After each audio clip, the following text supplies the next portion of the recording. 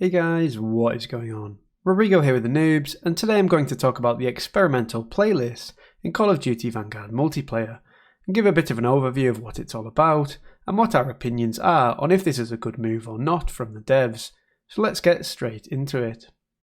So the experimental playlist dropped on the 25th of March, and has been pitched as a way of the devs testing out new functionality by letting players be the testers. The focus so far has been very much on spawn points, and the issue with players being spawn killed. The idea of the experimental playlist is to try and implement improvements to this feature, by amending the spawn point and testing it, particularly on smaller maps where the devs have found and received feedback on the fact that players will often be spawn killed. Initially then, this focus for the playlist is on spawns, but I think inevitably if the devs receive valuable feedback from the community, then this will likely branch the playlist out to solve other issues that players face in Vanguard multiplayer.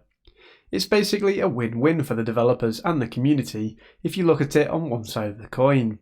The developers get valuable feedback from actual players on if a feature is working, and in turn the gaming community feels like their voices are heard and they can be influential in bringing about positive change.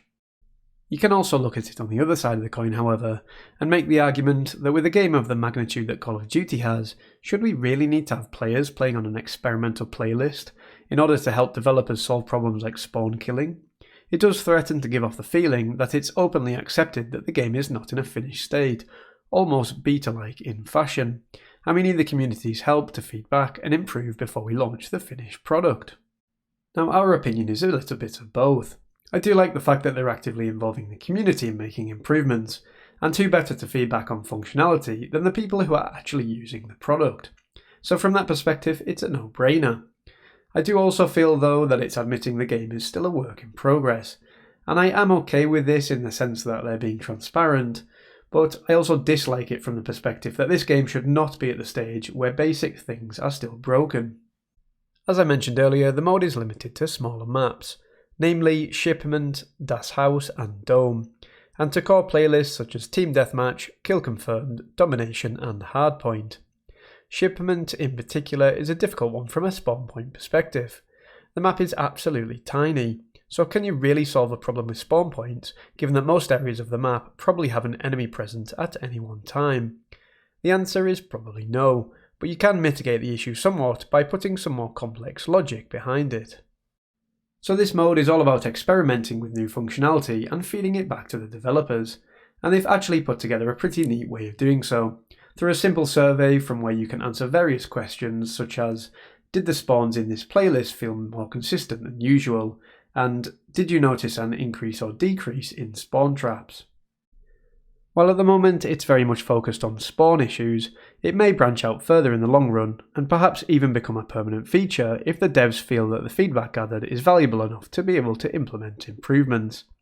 I think the devs can probably get over the fact of the negative lens around the experimental playlist being perceived as a sign that the game is not finished, if it means that they can get what they need to make long-term improvements.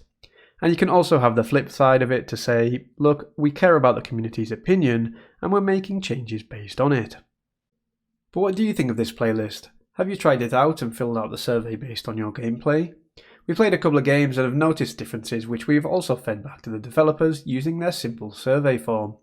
And if you have tried it out, what do you think of the kind of message it conveys based on what I've covered in this video? Let us know your thoughts in the comments below. I'll post a link to the survey in the comments below where you can feed back, so if you would like to contribute and provide that valuable information for the devs, you can do so easily.